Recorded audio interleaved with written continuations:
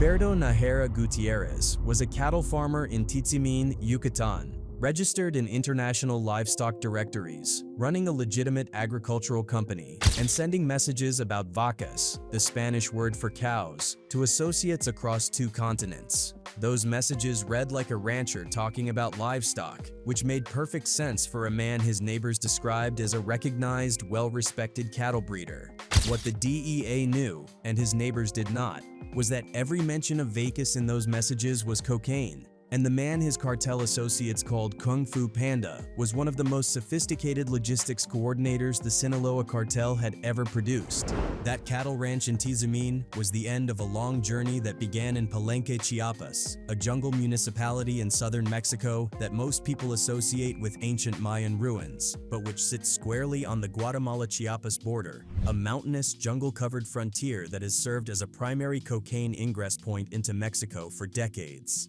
Growing up in that geography meant growing up in proximity to how the drug trade moved, and according to Mexican investigative reporting, his earliest cartel work was as hands-on as it gets, physically unloading drug packages that arrived by small plane in his hometown, standing on a runway in the dark, moving product, learning the business from the ground up. The man originally from Palenque, Chiapas, 48 years old, with a height of 1.83 meters, who presented himself to the world as a cattle rancher, had maintained contacts with Colombian drug lords who supplied him with cocaine from the very beginning of his climb, and he worked his way into the Sinaloa Cartel one shipment at a time, building an understanding of the supply chain from its most fundamental level that would later make what he constructed next all the more deliberate. What he constructed was a cattle farming identity so methodical and so deeply embedded in legitimate agricultural infrastructure that it would take the DEA over a decade to fully unravel it. He relocated his visible life from Chiapas to Tizimín, Yucatán, the cattle capital of the Yucatán Peninsula, and one of the least likely places in Mexico for federal investigators to look for a high-ranking Sinaloa operative, because the Yucatán Peninsula is geographically semi-isolated from central Mexico, and historically considered distant from the cartel violence concentrated in Sinaloa, Jalisco, and Chihuahua. He established a company called Agropecuaria NL, SPRDRLDCV, a legitimate agricultural partnership, and his facade as a Mexican businessman consolidated in 2016 when he was formally listed in the American Brahman Breeders Association directory under membership number 75029, embedding himself into international livestock trade organizations with the same patience he applied to building his cartel operation. His neighbors called him a recognized, well-respected ganadero. His agricultural business explained his cash flow, his land holdings, and his network of contacts in Honduras and Guatemala. And his BlackBerry was full of messages about cows that gave investigators absolutely nothing to work with, at least on the surface. Because in his communications, Nájera Gutiérrez preferred to call drugs vacas to eliminate suspicion. Beneath that surface, Nájera Gutiérrez had risen to become something the Sinaloa Cartel relied on completely. He was considered a high-ranking member of the Sinaloa Cartel, responsible for coordinating the transportation of large shipments of cocaine from South America to Mexico, with final destinations in cities such as Atlanta, Chicago, Miami, and New York. The Sinaloa Cartel he served was, by the time he had climbed through its ranks, the most powerful drug trafficking organization in the Western Hemisphere, built under the command of Joaquin El Chapo Guzman Loera, currently serving life in the ADX Florence Supermax prison in Colorado, and multiple Mexican media sources described Nájera Gutiérrez as a presumed lieutenant of El Chapo himself. His specific function within that organization was logistics coordination, the most critical operational role in any drug supply chain, and also nicknamed Kung Fu Panda, Chendo, and Gordo among his associates. Nájera Gutiérrez oversaw the collection of profits from the sale of cocaine, heroin, and methamphetamines in the United States, making him a full-spectrum drug logistics coordinator, managing all 3 of the cartel's dominant revenue streams simultaneously. He also cultivated something that most Sinaloa operators never achieve: direct personal relationships with Colombian cartel bosses who supplied him cocaine at preferential pricing, sitting across from South American traffickers and negotiating price and volume on deals worth tens of millions of dollars.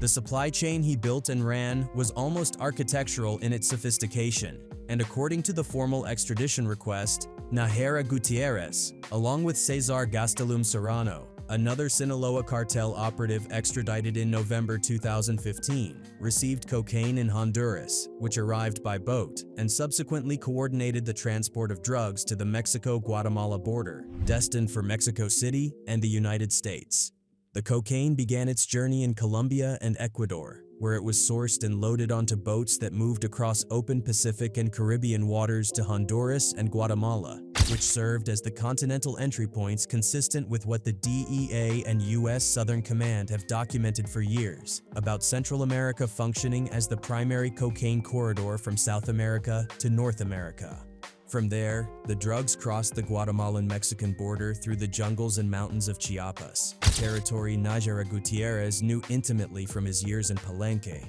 before being distributed to high-level traffickers in Mexico, who carried the product across the U.S.-Mexico border and into the final destinations, Atlanta, Chicago, Florida, New York, and California, 5 distinct American markets flooded simultaneously from a cattle ranch on the Yucatán Peninsula. And when the money came back, after selling the drugs, they collected the profits and used some of them to buy and maintain luxury homes, land, and vehicles in the United States, while their couriers transported some of the profits to members of the organization in Mexico, meaning that Nájera Gutiérrez was reinvesting the proceeds of American addiction directly back into American real estate, building a portfolio of properties and assets inside the very country his cocaine was reaching. It was in March 2015 that U.S. authorities, specifically special agents from the DEA, began investigating him by intercepting his conversations using the personal identification number PIN on his BlackBerry phone. BlackBerry PIN messages were the preferred encrypted communication method for Mexican cartel operatives throughout the 2000s and 10s, used extensively by El Chapo's network and documented in detail during his trial in New York, because the messages travel device to device and are significantly harder to intercept than standard SMS. But the DEA got through anyway, and what they found was a cocaine coordination system hiding in plain sight behind the language of a cattle farmer. On March 24th and 27th, 2015, he ordered a person to deliver profits to another accomplice in a personal meeting for an amount of $4,000 and 50,000 pesos to be deposited, and every reference to product throughout those messages was vacas. Every reference to a shipment was a livestock transaction, and every financial instruction was framed in the language of agricultural commerce, a code system so clean that anyone without context would see nothing but a rancher managing his business. Those intercepts became the cornerstone of a federal case that a grand jury in Atlanta would eventually seal into an indictment in March 2018, giving American prosecutors everything they needed and then settling in to wait. The DEA investigation had actually opened 2 years before those intercepts began. In 2013, the same year Mexican federal police arrested Nájera Gutiérrez for the first time, and the same year he obtained his freedom in circumstances that publicly available documents do not fully explain. Though in a country where cartel corruption runs through institutions at every level, a high-ranking Sinaloa operative walking out of federal custody was far from unprecedented. He was first detained in 2013, but was later released, then arrested again in 2017, and was set to finish his sentence in 2023. That second arrest came on January 26, 2017, when agents from the Yucatán State Security Secretariat stopped him at a checkpoint while he was traveling with 2 associates, searching the vehicle and finding 3 pistols, 2 AK-47 assault rifles, tactical equipment, and 75 military-grade cartridges classified as exclusive to the Mexican Armed Forces. He was sent to El Amate prison in Cintalapa, Chiapas, a maximum security facility, and what happened next is the detail that defines him as much as anything else in this story, because according to testimony from a former associate then imprisoned in Colombia, Nájera Gutiérrez continued directing his drug trafficking network and issuing orders to his accomplices from inside that prison, keeping his Colombian supply supply relationships alive, keeping the money moving, and keeping the network operational while he waited out a sentence he knew would end in 2023, fully intending to walk out and pick up exactly where he had left off. What he did not anticipate was that a sealed federal indictment with his name on it had been sitting in a courthouse in Atlanta, Georgia since March 2018, and that as his Mexican prison sentence approached its end, the United States moved fast. In October 2023, Nájera Gutiérrez was notified with an order pursuant to the extradition request from the United States, and he fought it the way every cartel figure facing U.S. extradition fights it, by filing an amparo through Mexico's legal system, the standard mechanism for challenging government actions, and the standard move for any cartel figure who understands that facing trial in the United States with federal prosecutors, RICO statutes, and sentences that carry no expiration date is an entirely different proposition than a Mexican prison with a release date. On December 17, 2024, Mexico's Secretaría de Relaciones Exteriores formally authorized the extradition, and the first collegiate court in criminal matters confirmed the contested sentence, determining that the judge had fulfilled the requirements and procedures established to authorize his transfer to U.S. authorities. On December 29, 2025, his final amparo was denied, every legal door had closed, and there was nowhere left to go. On January 7th and 8th, 2026, Roberto Nájera Gutiérrez was extradited from El Amate prison in Cintalapa, Chiapas to the United States, with the U.S. Marshal Service handling the transport from Mexico to Atlanta, where he was placed in federal custody. On January 15, 2026, the U.S. Department of Justice made the announcement publicly, with Attorney General Pamela Bondi saying that thanks to the DEA's work, the cartels are no longer free to import poison into American communities. And U.S. Attorney for the Northern District of Georgia, Theodore S. Hertzberg, adding that as a then high-ranking member of the brutal Sinaloa Cartel, Nájera Gutiérrez is allegedly responsible for distributing massive quantities of cocaine from South America and through Mexico that were intended to poison communities in the United States. Following his extradition from Mexico, Roberto Nájera Gutiérrez pleaded not guilty in the Northern District of Georgia to a federal charge of conspiring to manufacture and distribute cocaine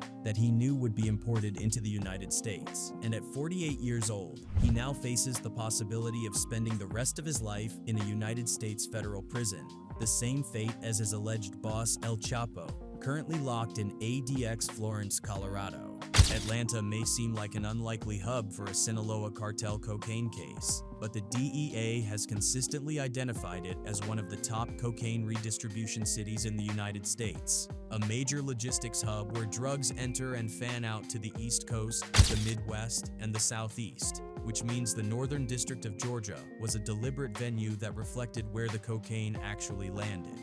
The accusation against Nájera is part of Operation Take Back America, an initiative by the Department of Justice to dismantle transnational criminal organizations, curb illegal immigration, and combat drug and human trafficking. And beyond the prosecution itself, American authorities want something from Roberto Nájera Gutiérrez that goes well beyond a conviction, because a man who maintained direct personal relationships with Colombian cartel bosses, who knows the Honduras-Guatemala maritime handoff infrastructure, who ran distribution networks across 5 American cities simultaneously, and who coordinated cocaine, heroin, and methamphetamine shipments for over a decade, carries intelligence of extraordinary value to federal investigators still working to dismantle the broader Sinaloa supply chain. His not guilty plea is the opening move in what will almost certainly be a long negotiation, and the DEA, which opened this file in 2013 and spent 13 years building the case, is in no particular hurry. In January 2026, the man his cartel associates called Kung Fu Panda walked into a federal courtroom in Atlanta, Georgia, 13 years after the DEA first opened a file on him, 8 years after a grand jury sealed an indictment with his name on it, and a full decade after he was listed in international cattle breeding directories as a respected agricultural entrepreneur under membership number 75029. The cattle ranch in Tizimín is behind him. The BlackBerry messages about vacas are sitting in evidence files in Atlanta, and the 5 American cities his cocaine reached are still living with the consequences of a supply chain that a farmer in the Yucatán Peninsula kept running for over a decade. The DEA has been building this case since 2013. That is 13 years of intercepted messages, tracked shipments, and followed money. The cows have come home. Anyway, that's it for this video, folks. Bye.